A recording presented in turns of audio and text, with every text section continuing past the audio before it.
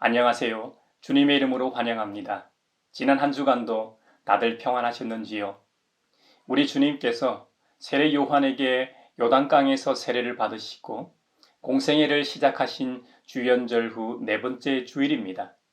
주님은 우리의 연약함을 동정하지 못하시는 분이 아닙니다. 그는 모든 점에서 우리와 마찬가지로 시험을 받으셨지만 죄는 없으십니다. 그러므로 우리는 담대하게 은혜의 보좌 앞으로 나아갑시다. 그리하여 우리가 자비를 받고 은혜를 입어서 제때에 주시는 도움을 받도록 합시다. 이렇게 우리에게 은혜를 베풀길 원하시는 하나님께서 우리를 부르셨습니다. 사랑하는 형제자매 여러분, 이제 우리의 마음과 뜻을 다하여 영과 진리로 주님을 찬양하며 예배합시다. 아멘. 사도신경으로 우리의 신앙을 고백합시다. 나는 전능하신 아버지 하나님, 천지의 창조주를 믿습니다. 나는 그의 유일하신 아들, 우리 주 예수 그리스도를 믿습니다.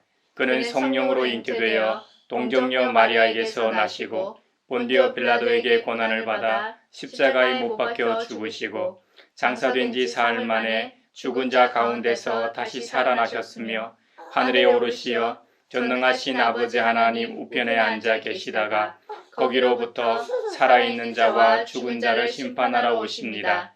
나는 성령을 믿으며 거룩한 공교회와 성도의 교제와 죄를 용서받는 것과 몸의 부활과 영생을 믿습니다.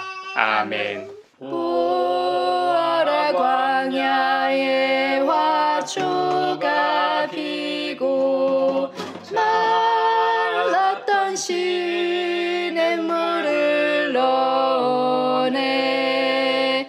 이 산과 저 산이 마주쳐 울려 찬송이 하늘에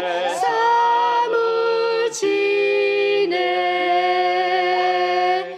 할렐루야. 내가 온 마음을 다 기울여 정직한 사람의 모임과 회중 가운데서 주님께 감사를 드리겠다. 주님께서 하시는 일들은 참으로 훌륭하시니 그 일을 보고 기뻐하는 사람들이 모두 깊이 연구하는구나. 주님이 하신 일은 장엄하고 영광스러우며 주님의 의로우심은 영원하다. 그 하신 기이한 일들을 사람들에게 기억하게 하셨으니 주님은 은혜로우시며 긍휼이 많으시다. 주님은 당신을 경외하는 사람들에게는 먹거리를 주시고 당신이 맺으신 언약은 영원토록 기억하신다.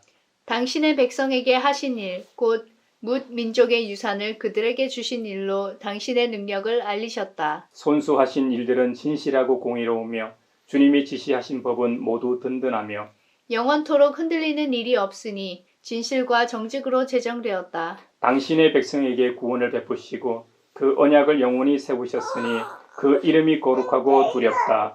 주님을 경외하는 것이 지혜의 근본이다.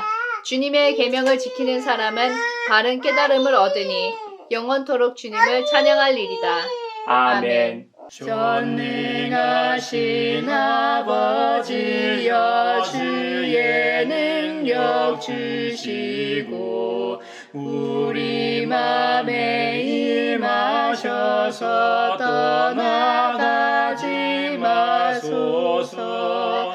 주께 영광 항상 돌려 천사처럼 섬기며 주의 사랑 영영토록 찬송하게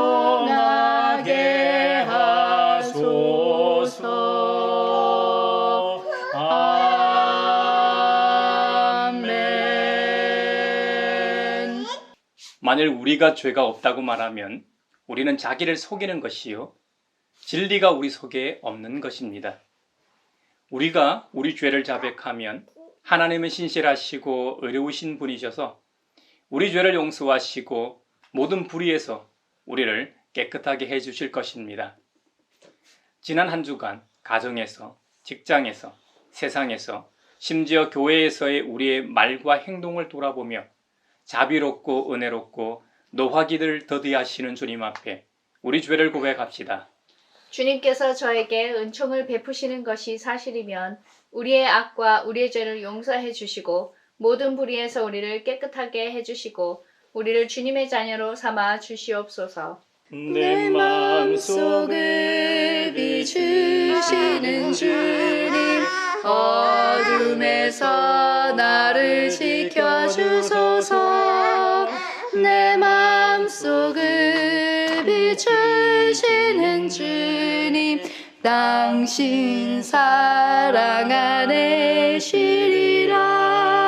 내 마음속을 비추시는 주님, 어둠에서 나를 지켜주소서. 내 마음속을 비추시는 주님, 당신 사랑 안에 쉬리라.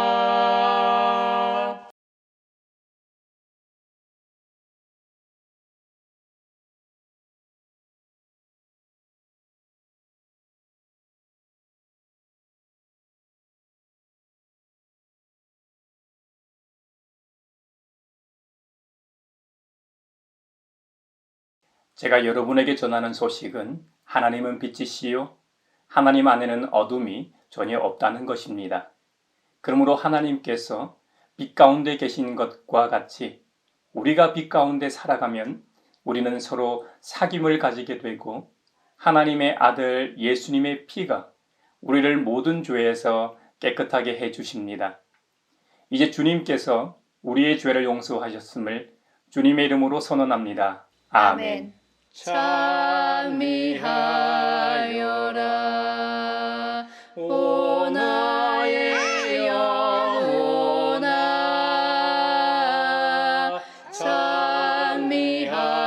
찬미하여라 거룩한 주 이름.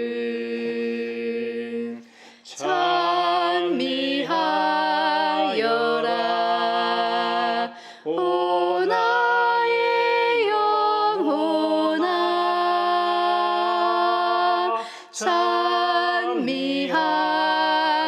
찬미하여라 거룩한 주 이름. 오늘 우리에게 주신 구약의 말씀은 신명기 18장 15절에서 20절입니다. 하나님의 말씀을 경청하십시오. 주 당신들의 하나님은 당신들의 동족 가운데서 나와 같은 예언자 한 사람을 일으켜 세워주실 것이니 당신들은 그의 말을 들어야 합니다.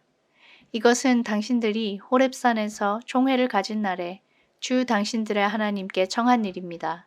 그때에 당신들이 말하기를 주 우리 하나님의 소리를 다시는 듣지 않게 하여 주시며 무서운 큰 불도 보지 않게 하여 주십시오. 우리가 죽을까 두렵습니다 하였습니다. 그때에 주님께서 내게 말씀하시기를 그들이 한 말이 옳다. 나는 그들의 종족 가운데서 너와 같은 예언자 한 사람을 일으켜 세워 나의 말을 그의 입에 담아 줄 것이다. 그는 내가 명할 모든 것을 그들에게 다 일러줄 것이다.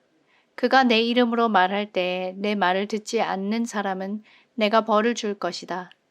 또 내가 말하라고 하지 않은 것을 제 마음대로 내 이름으로 말하거나 다른 신들의 이름으로 말하는 예언자는 죽임을 당할 것이다 하셨습니다. 아름답고 귀한 말씀 생명샘이로다.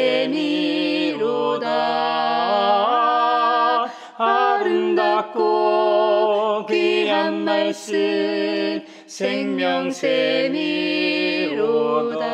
생명샘이로다. 오늘 우리에게 주신 서신의 말씀은 고린도전서 8장 1절에서 13절입니다. 하나님의 말씀을 경청하십시오. 우상에게 바친 고기에 대하여 말하겠습니다. 우리는 우리 모두가 지식이 있는 줄로 알고 있습니다. 지식은 사람을 교만하게 하지만 사랑은 덕을 세웁니다. 자기가 무엇을 안다고 생각하는 사람은 아직도 그가 마땅히 알아야 할 방식대로 알지 못하는 사람입니다. 그러나 하나님을 사랑하는 사람은 하나님께서 그를 알아주십니다. 그런데 우상에게 바친 고기를 먹는 일을 두고 말하면 우리가 알기로는 세상의 우상이란 것은 아무것도 아니고 오직 하나님 한 분밖에는 신이 없습니다. 이른바 신이라는 것들이 하늘에든 땅에든 있다고 칩시다. 그러면 많은 신과 많은 주가 있는 것 같습니다. 그러나 우리에게는 아버지가 되시는 하나님 한 분이 계실 뿐입니다. 만물은 그분에게서 났고 우리는 그분을 위하여 있습니다. 그리고 한 분 주님이신 예수 그리스도가 계십니다. 만물이 그분으로 말미암아 있고 우리도 그분으로 말미암아 있습니다. 그러나 누구에게나 다 지식이 있는 것은 아닙니다.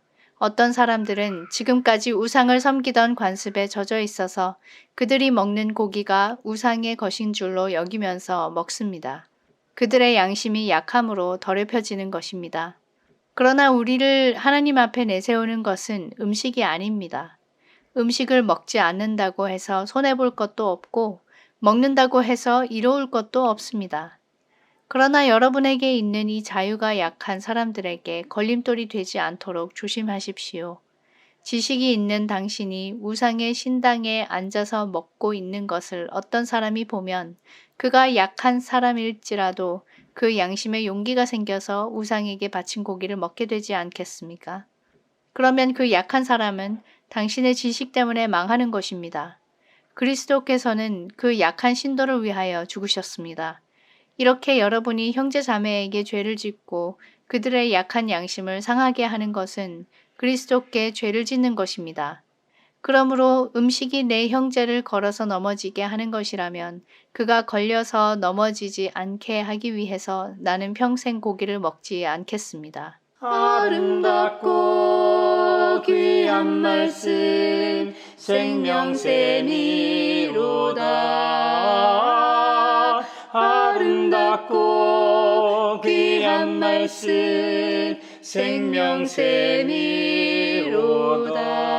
생명샘이로다. 오늘 우리에게 주시는 복음의 말씀은 마가복음서 1장 21절로 28절입니다. 주님의 말씀을 경청하십시오.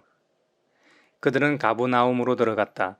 예수께서 안식일에 곧바로 회당에 들어가서 가르치셨는데 사람들은 그의 가르침에 놀랐다. 예수께서 율법학자들과는 달리 권위 있게 가르치셨기 때문이다. 그때 회당에 악한 귀신 들린 사람이 하나 있었는데 그가 큰 소리로 이렇게 말하였다. 나사렛 사람 예수님, 왜 우리를 간섭하러 하십니까? 우리를 없애려고 오셨습니까? 나는 당신이 누구인지 압니다. 하나님께서 보내신 거룩한 분입니다. 예수께서 그를 꾸짖어 말씀하셨다. 입을 다물고 이 사람에게서 나가라. 그러자 악한 귀신은 그에게 경련을 일으켜 놓고서 큰 소리를 지르며 떠나갔다. 사람들이 모두 놀라서 이게 어찌 된 일이냐? 권위 있는 새로운 가르침이다.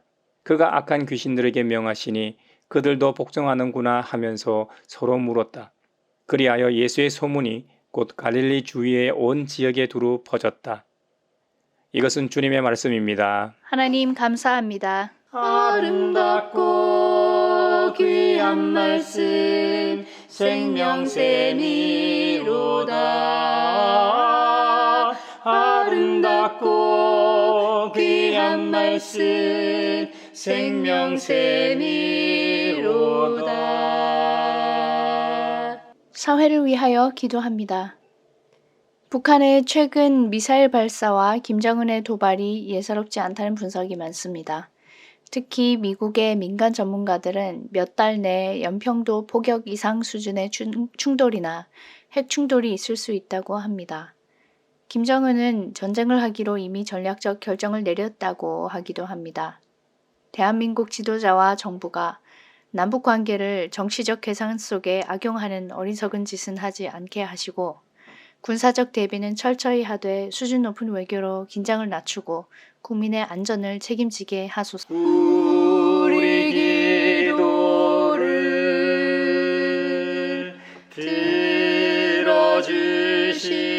들어주시고 주님의 평화를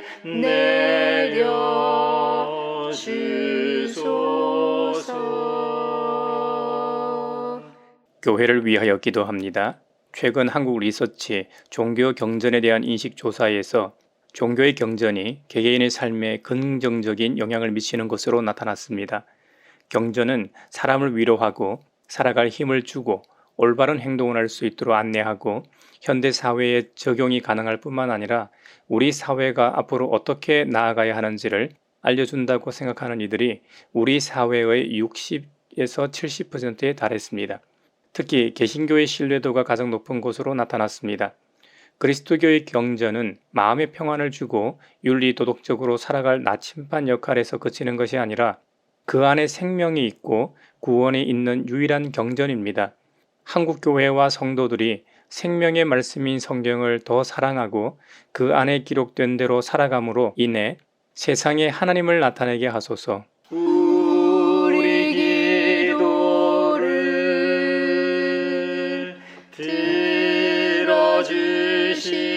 들어주시고 주님의 평화를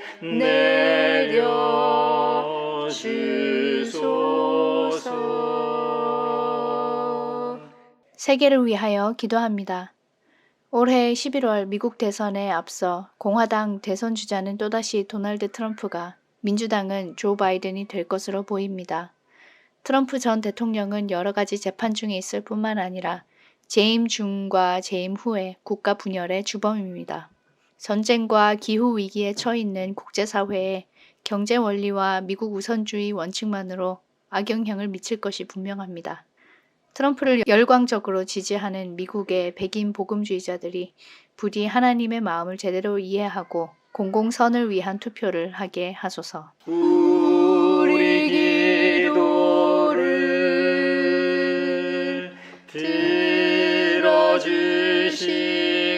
들어주시고 주님의 평화를 내려주소서.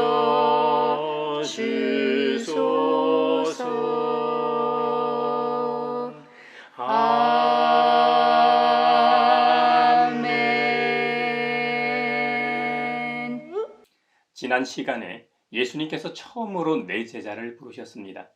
베드로, 안드레 형제와 야고보, 요한 형제를 부르셨죠. 아직은 12제자가 아니었습니다. 첫 제자인 네 제자를 데리고 가버나움으로 가셨습니다. 복음서를 보면 예수님의 사역에서 가버나움은 갈릴리 선교의 중심지로서 매우 중요한 거점이었습니다. 예수님께서 공생애를 시작하시기 전에 30년 정도 사셨던 고향 나사렛을 떠나 선교의 거점으로 삼으신 곳이 바로 가버나움인 것이죠. 예수님의 고향인 나사렛은 갈릴리 호숫가에서 서쪽으로 33km 정도 됩니다. 반면 가버나움은 갈릴리 호숫가 북쪽 어촌 마을입니다. 나사렛에서 가버나움은 48km 정도 됩니다. 고고학적 발굴로 인해 2000년의 시 공간을 넘어 우리는 그곳에서 주님의 숨결을 느낄 수 있습니다. 1894년 프란체스코 수도회가 가버나움 지역의 땅을 매입했는데요. 수도회가 매입하기 전까지는 그대로 방치되어 폐허였습니다. 오래된 건물의 잔해인 돌들을 마구 채취해 가기도 했습니다. 그러나 프란체스코 수도회가 매입한 이후에는 유적지로서 잘 보호하기 위해 그곳을 흙으로 다 이렇게 묻었다고 합니다. 이후 고고학자들의 발굴 작업을 통해 거주지와 회당, 심지어 베드로의 집터로 알려진 곳까지 발굴되기도 했습니다. 가버나움의 회당 바닥에서는 많은 동전들이 발견되었는데 주후 3, 4세기의 로마 시대의 동전들이 다량 발견되었다고 합니다. 출토물 중에는 낚시 바늘들이 있어 그곳이 어촌이었음을 증명합니다. 이곳 폐허의 발굴을 통하여 원래의 마을에는 약 1000여 명 정도의 사람들이 살았을 것으로 추정하고 있습니다. 지금도 가보면 볼 수 있는 흰색의 석회암으로 건축된 회당이 서 있습니다. 이 회당은 이스라엘 전 국토에서 가장 잘 보존된 회당 중에 하나라고 합니다. 연대 측정 결과 주 4세기 후반이나 5세기 초에 건축되었다고 합니다. 주 1세기에 자갈로 포장된 공공 건물 위에 세워진 것으로 나타났고 회당 건물의 길이는 20m이고 2층으로 지어진 건물이라고 합니다. 유대인들은 회당 자리 위에 또 회당을 건축한다고 해요. 그래서 오늘날 가버나움 지역에 가서 보는 회당은 검은 현무암으로 건축된 1세기의 회당 위에 건축된 회당입니다.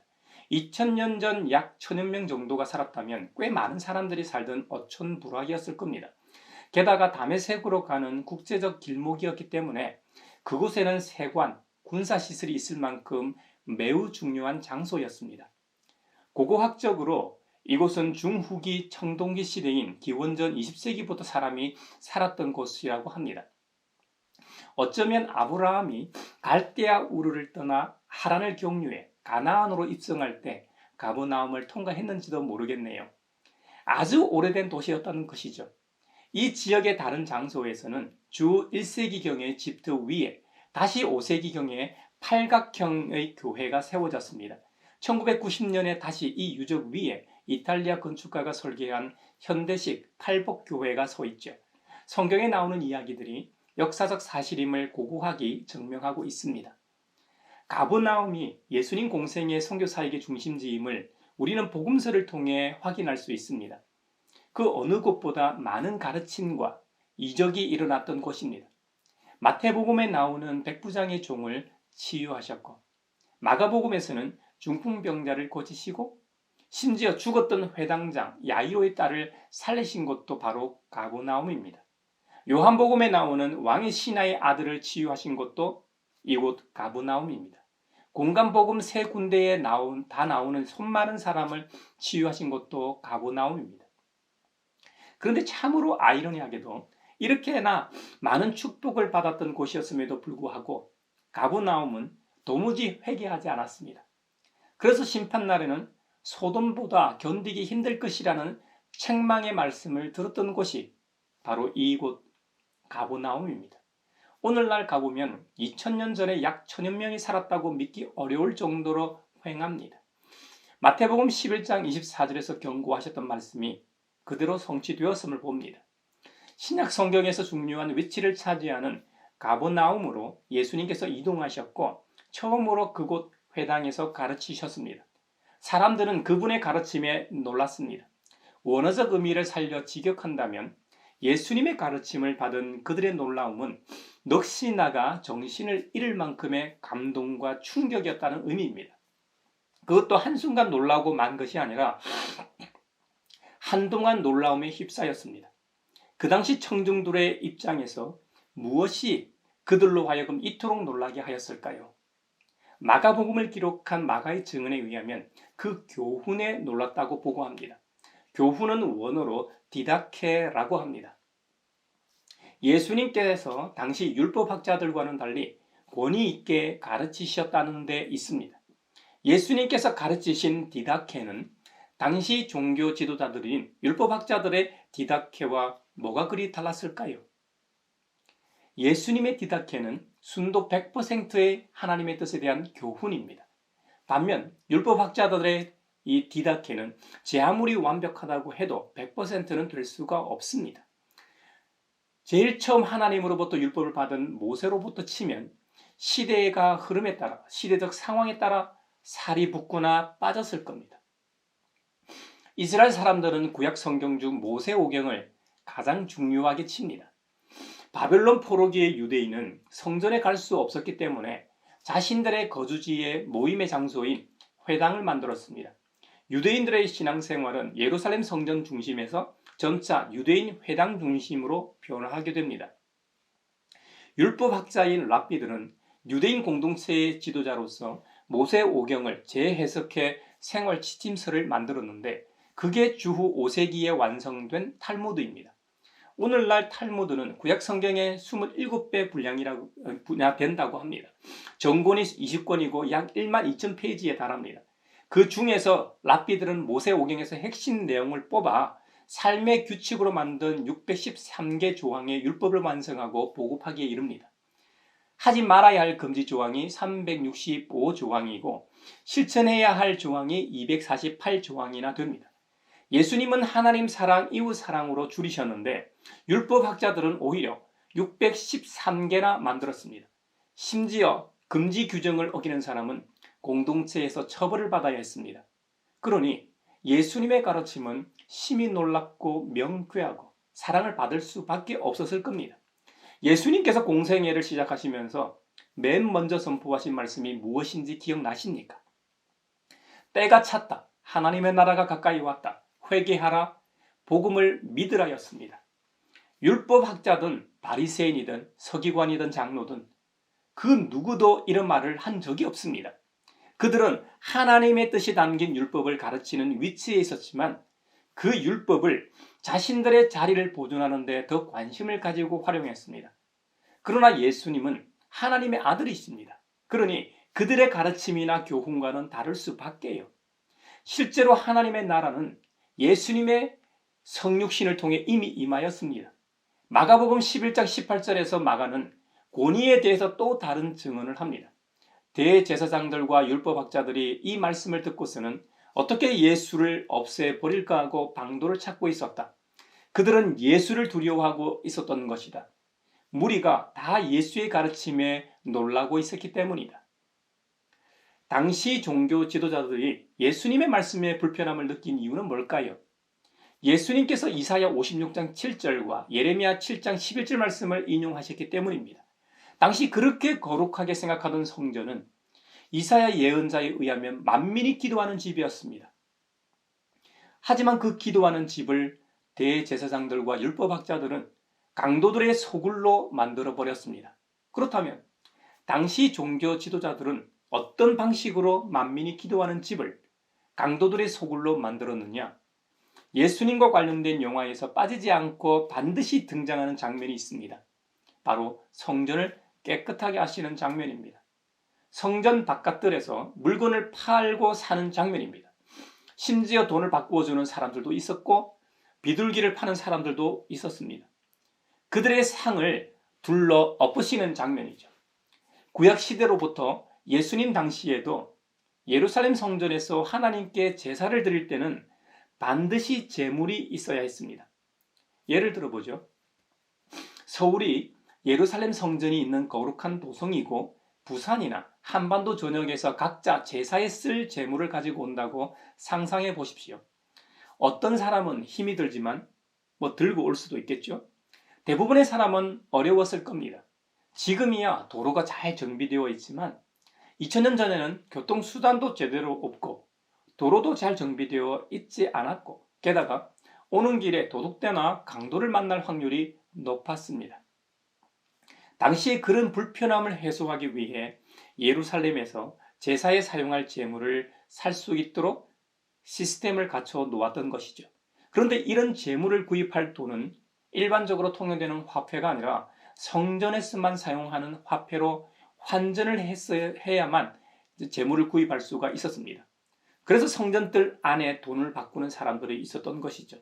서울 명동이나 부산 남포동 서면에 가면 달러상이나 외환을 환전하는 분들이 있습니다. 그것처럼 성전들에서 그런 일이 벌어지고 있었던 것이죠. 제사에 사용할 동물이나 새와 같은 제물을 파는 사람들과 환전상들은 어떻게 보장된 자리에 들어가서 장사를 할 수 있었을까요? 그들은 당시 종교 지도자들에게 막대한 뒷돈을 바치고 그 자리를 보장받았습니다. 만민이 기도하는 집을 강도들의 소굴로 만든 장본인은 다름 아닌 당시 종교 지도자들, 대제사장을 비롯하여 율법학자들과 바리새인들이었던 셈이죠.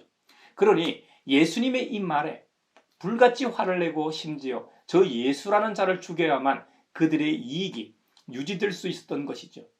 마가는 예수님의 교훈인 디다케의 놀라움을 전하여 줍니다. 마가는 예수님의 가르침의 권세가 그분의 이적과 밀접하게 관련이 있다고 말합니다. 미라클, 기적, 예수님께서 행하신 수많은 기적들로 인해 그분 스스로 신적인 권위를 입증하신 데서 그 권위와 권세가 나온다는 것이죠. 오늘 본문인 마가복음 1장 21절 이하에 보면 악한 귀신이 들린 사람을 고치시는 장면이 나옵니다. 예수님께서는 1,004 제자들을 데리고 가버나움 회당으로 들어가서 새로운 교훈을 가르치셨습니다. 그때 때마침 회당에 악한 귀신 들린 사람 하나가 참석하고 있었습니다. 그가 큰 소리로 말합니다. 나사렛 사람 예수님, 왜 우리를 간섭하려 하십니까? 우리를 없애려고 오셨습니까? 나는 당신이 누구인지 압니다.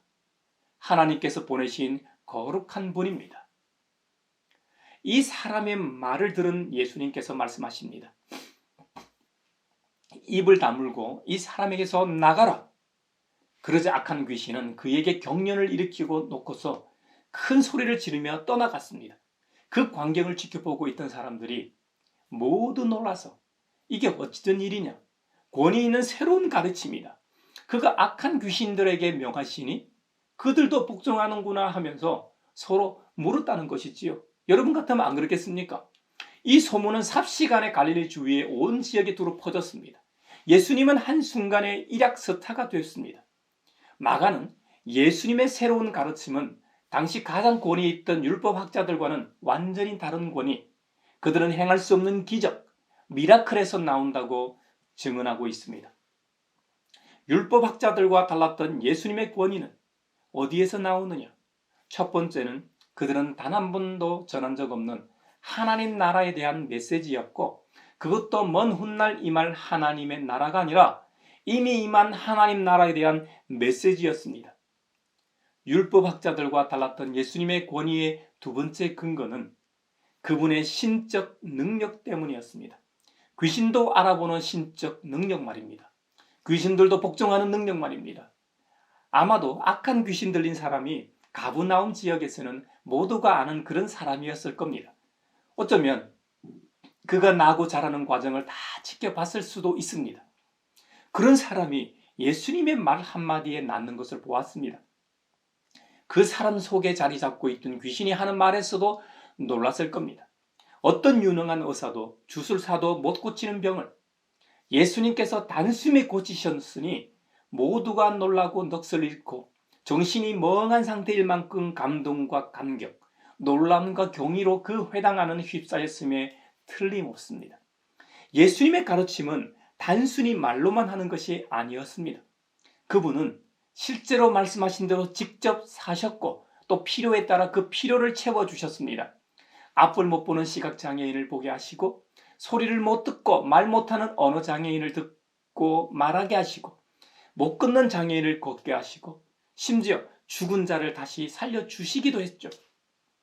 저는 그런 미라클도 예수님의 신적 권위를 잘 보여주는 것이라 생각하지만 더 놀라운 것이 그분의 사랑, 아가페라고 생각합니다. 인간은 절대로 가질 수 없는 사랑, 인간에 대한 하나님의 사랑을 아가페라고 하죠. 오직 신적 존재인 하나님께만 사용하는 사랑의 단어가 바로 아가페입니다. 죽기까지 우리를 사랑하신 그 사랑이 아가페입니다. 혹 인간 중에도 자식을 위해서 죽는 이가 있을 수 있습니다. 아주 드물게 타인을 위해 죽음을 각오하고 구하는 일도 있기도 하고요. 그런 일들도 정말 아름답고 훌륭한 사랑이죠. 하지만 그들의 사랑도 아가페가 아닌 것은 아가페는 단순히 죽음을 동반한 사랑만을 의미하지 않습니다. 그들의 죄를 사하는 능력까지 갖춘 것이 사랑 아가페이기 때문입니다. 그리스도교가 평등한 종교이자 공동체라고 말하는 근거와 이유는 하나님과 그분의 자비하심 앞에서는 모두 똑같은 존재라는 인식 때문입니다. 사실 세상의 기준과 잣대로 볼 때 사람의 높낮이와 부유함의 척도로 인해 높고 낮음, 인종, 피부, 색, 남녀, 종교 등 차별이 있지만 교회 안에서는 모두가 동등한 존재입니다. 우리 모두는 하나님 앞에서 똑같이 가치 없는 존재입니다. 주님의 무한하신 사랑 덕분에 그분 앞에 설 수 있게 된 자들입니다. 이 세상 사람 그 누구도 자신의 노력이나 공로로 하나님 앞에 나아가거나 설 수 있는 자가 없습니다. 그래서 성경에서는 의인은 없나니 하나도 없다고 선언했던 것입니다. 교회와 그리스도인은 이 아가페 사랑의 토대 위에 존재합니다. 그리스도인은 아가페의 정신에 의해 형제자매를 사랑하고 타인에 대한 태도와 은행도 아가페 사랑을 친히 보여주신 주님의 말씀을 따라 행해야 하는 것이죠. 예수님께서 우리에게 무한히 주셨던 것처럼 바라거나 받는 것보다는 주는 교회와 그리스도인이 건강하고 성장합니다. 줄 때에 우리는 주님의 모습을 점점점 닮아가게 되는 것입니다. 예수님께서 말씀하신 황금률이 생각나십니까? 무엇이든지 남에게 대접을 받고자 하는 대로 너희도 남을 대접하라는 말씀 말입니다. 이것이 구약에서 주어진 율법입니다. 안전과 질서를 위해 주어진 말씀이죠. 하지만 율법은 하나님 나라에서는 불완전한 것입니다. 그래서 예수님께서 내가 율법을 폐하러 온 것이 아니라 율법을 완성하러 왔다고 하셨던 것입니다. 예수님 이후에는 남에게 대접을 받고자 하는 대로 남을 대접하는 정도가 아니라 주는 것이 받는 것보다 행복해야 하고 기뻐야 합니다. 우리는 이 세상의 물질과는 비교도 할 수 없는 구원과 영생을 받는 몸이 되었기 때문입니다. 복음서에 없는 예수님의 말씀으로 누가가 기록한 사도행전 20장 35절에 보면 주는 것이 받는 것보다 복이 있다고도 하신 적이 있습니다. 교회가 대사회적 신뢰를 잃고 점점 교회다운 모습을 상실해가는 이 시점에 우리는 주는 것이 받는 것보다 복이 있다는 말씀을 기억해야 합니다. 이것만이 세상과 우리가 다른 점입니다. 세상은 더 받으려고 합니다. 사실 우리도 공짜로 뭔가 받으면 기분이 좋고 더 좋아하잖아요. 이것이 타락한 인간의 실상이요 본연의 모습입니다. 하지만 이것을 거스르는 일이 베품입니다. 주님은 마태를 통해 말씀하시길 너희가 거저 받았으니 거저 주라고 강조하셨습니다. 진짜 믿음이 있는 사람은, 구원받은 사람은 이 말의 의미를 잘 알고 아멘으로 동의하실 겁니다. 한없는 주님의 아가페 사랑을 입은 존재는 무엇에나 거리낌이 없고 자유한 존재입니다. 고린도전서 8장에 보면 우상에게 바친 제물로 고린도 교회 안에 분쟁이 생겼습니다. 우상의 신전에 바쳐졌다가 나오는 고기를 가리킵니다. 우상에게 바친 고기를 먹는 일을 두고 분쟁이 일었는데 그리스도인이 이런 고기를 먹을 수 있느냐 없느냐 하는 문제가 제기되었던 것이죠.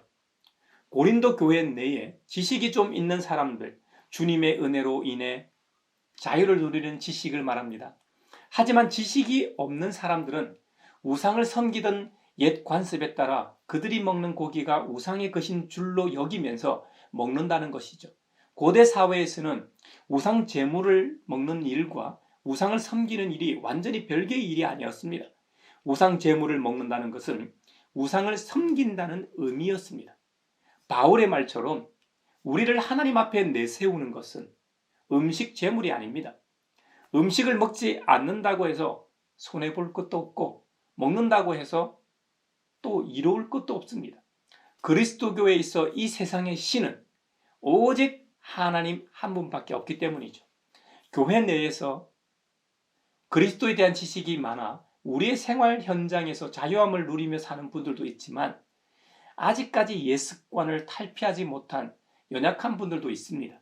그런데 그리스도에 대한 지식이 많아 자유를 누리는 사람이 우상의 신당에 앉아서 먹고 있는 것을 그리스도에 대한 지식이 약한 사람이 본다면 어떻게 하겠습니까? 약한 그 사람도 우상에 바친 고기를 먹어도 되는 것 같다 싶고 먹게 되지 않겠습니까? 하지만 중요한 것은 우리 주님 그리스도께서는 그 약한 신도를 위하여 죽으셨다는 사실입니다. 만약 그리스도에 대한 지식이 많다고 자부하는 신자가 자유롭게 행하다 지식이 약한 신도를 상하게 하는 것은 그리스도 우리 주님께 죄를 짓는 행위라고 책망합니다.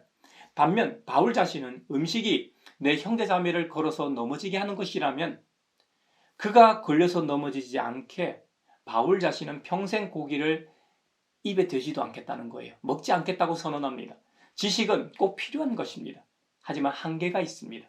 누군가 무엇을 알고 있다고 생각하지만 그거 외에도 아직도 알아야 할 것이 많이 남아 있습니다. 제 아무리 천재라고 해도 이 세상 모든 것을 다 알 수는 없습니다. 어설픈 지식은 사람을 교만하게 합니다. 덕을 세우는 것은 사랑입니다. 바울은 고린도전서 8장 1절에서 지식은 사람을 교만하게 하지만 사랑은 덕을 세운다고 말합니다.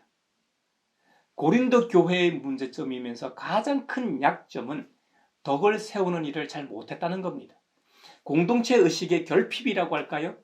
고린도전서를 보면 알 수 있는데 음행의 문제나 송사의 문제나 예배나 은사 문제에서도 바울은 교회의 덕을 세우라고 강조하고 있습니다. 교회론에 있어 가장 중요한 것 중에 하나가 바로 덕을 세우는 일입니다. 같이 믿음 생활하는 형제 자매들을 위해 덕을 세워야 합니다. 성경 지식이나 하나님에 대한 지식보다도 예수님께서 한마디로 요약해 주신 사랑을 더 우선적인 판단의 기준으로 삼아야 합니다. 우리 가양교회가 서로 덕을 세우는 교회가 되길 바랍니다. 하나님에 대한 지식보다는 사랑으로 가득 찬 교회가 되길 바랍니다. 여기서 우리가 한 가지 더 묵상할 게 있습니다. 우리의 시선, 우리의 관점에 관한 것인데요. 하나님에 대한 지식이 약한 형제자매를 위해서 우리 주님 그리스도께서 죽으셨다는 점입니다. 나만을 위해 주님이 십자가에서 죽으신 게 아닙니다. 믿음이 좋은 사람이나 약한 사람이나 모두를 위해 죽으셨다는 점입니다. 우리가 다른 형제자매들을 그리스도께서 위하여 죽으신 지체로 바라보아야 합니다.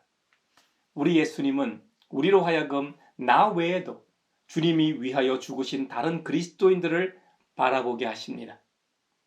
자신이 그리스도와의 관계 속에서 아무 잘못이 없다고 하더라도 형제자매에게 죄를 짓는 것은 곧 그리스도 우리 주님께 죄를 짓는 것이 됩니다.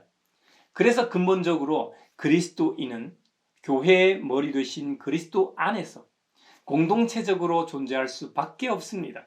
그러므로 우리는 다른 동료 그리스도인들보다 자신의 권리를 더 중하게 생각하므로 믿음의 형제자매를 실족하게 하는 일이 없어야 하겠습니다. 우리 가양교회는 한 걸음 더 나아가 믿음의 형제자매에서 교회 밖 모든 사람에게로 그 방향성과 대상을 확장시켜 나가야 합니다. 인종, 피부, 남녀, 정치적 성향, 심지어 종교와 상관없이 타자를 사랑하고 주님의 모습을 실천하며 살 수 있기를 바랍니다. 이 일이 쉽지 않을 겁니다. 그래서 교회 공동체가 필요합니다. 우리는 교회 공동체의 예배를 통해 하나님으로부터 위로와 은혜를 경험하고 힘을 얻어 다시 세상으로 들어가 아가페 사랑의 뿌리를 받고 사랑하며 사는 것입니다. 또 믿음의 형제 자매와의 신앙적 만남과 교제를 통해 사랑과 선행으로 서로 돌아보며 격려할 때 조금씩 주님의 아가페적 사랑에 더 가까워질 것입니다. 우리 모두가 이러한 은혜와 복락을 누리길 주님의 이름으로 축복합니다. 우리가 주님께서 말씀하신 대로 살기만 한다면 세상이 놀라게 될 것이고 세상이 감당치 못하는 존재들이 될 것입니다. 예수님께서 회당에서 가르치실 때 그곳에 있는 사람들이 주님의 가르침에 놀라고 경이롭게 여긴 것처럼 세상은 주님을 닮은 우리 때문에, 더 정확히는 우리를 통해 주님을 봄으로 새롭게 놀라게 될 것입니다. 사랑하는 형제자매 여러분, 우리 모두가 이런 경험을 할 수 있기를 바라며 축원합니다.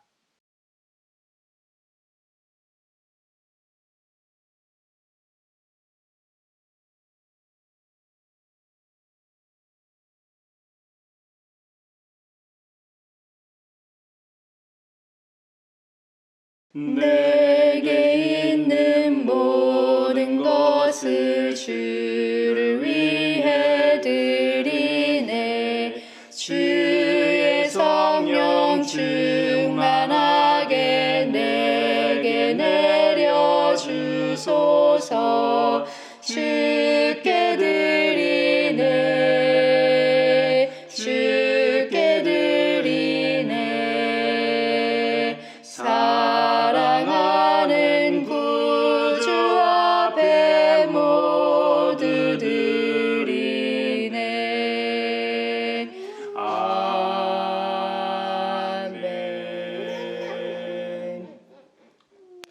여기에 모인 우리는 우리의 믿음의 역사와 사랑의 수고와 우리 구주 예수 그리스도에 대한 소망의 인내를 여기 연보에 담아 올려드립니다. 주님께서 말씀하신 대로 인색함으로나 억지로 하지 않고 하나님의 복음을 전하며 예수님의 제자를 찾으러 세상으로 나가 제자의 삶, 제자의 길을 걸으며 살게 하심에 감사하여 각각 그 마음에 정한 대로 즐거운 마음으로 바치오니 향기로운 예물이 되게 하소서. 은혜의 주님, 우리의 정성을 어여삐 여기시어 주님께서 베푸신 은혜에 비하면 보잘것없지만 말씀하신 대로 미리 구별하여 드리오니 기쁘게 받으시옵소서. 우리의 가진 것이 비록 적어도 바치는 기쁨은 더 커지고 비록 버는 것이 적어도 나누는 즐거움은 더욱 넘쳐 우리의 믿음의 소문이 각처에 퍼지게 하소서. 우리 주님 예수 그리스도의 이름으로 감사하며 기도하옵나이다. 아멘. 그 선한 힘에 고요히 감사하여 그 놀라운 평화를 누리며 나 그대들과 함께 걸어가네. 나 그대들과 한 해를 여네. 주께서 밝히신 작은 촛불이 어둠을 헤치고 타오르네. 그 빛에 우리 모두 하나 되어 온누리에 비추게 하소서. 그 선한 힘이 우릴 감싸시니 믿음으로 일어날 일 기대하네. 주 언제나 우리와 함께 계셔. 하루 또 하루가 늘 새로워. 서로 평화 인사를 나눕시다. 주님의 평화를 평화를 평합니다. 빕니다. 주님의 평화를 빕니다. 네. 주님의 평화가 여러분과 함께 하시길 바랍니다. 이제 축도하겠습니다. 시간의 주인이신 아버지 하나님께서 지난 한 해를 감사로 기억하며 새로운 희망과 믿음으로 맞이한 여러분에게 복의 복을 내려주셔서 언제 어디서나 여러분을 지키시기를 원하며 주님께서 그분의 인자한 얼굴을 여러분에게 비추사 필요에 따라 물질과 건강과 은혜 베푸시기를 원하며 주님께서 여러분이 하는 일과 가정과 자녀들과 함께 하시길 원하며 주님의 몸된 하나의 거룩하고 보편적인 사도적인 모든 교회와 우크라이나 러시아 전쟁과 이스라엘 하마스 전쟁이 종식되어 샬롬의 은혜가 있길 원하며 세계 곳곳에서 벌어지고 있는 기후위기로 인한 자연재해와 인간의 욕망으로 인한 폭력과 테러와 전쟁과 차별로 인해 고통받고 있는 모든 사람들이 빨리 일상으로 돌아갈 수 있기를 원하며 한반도 평화 통일과 함께 하시길 원하며 이 시간에도 하나님 나라와 예수 그리스도 복음 전파를 위해 수고하고 있는 선교사들과 함께 하시길 원하며 오늘 말씀처럼 새로운 교훈을 받은 자로서 새로운 가르침대로 살고자 세상으로 나아가는 사람들 위해 평강 주시기를 성부와 성자와 성령의 이름으로 축원하옵나이다. 아멘.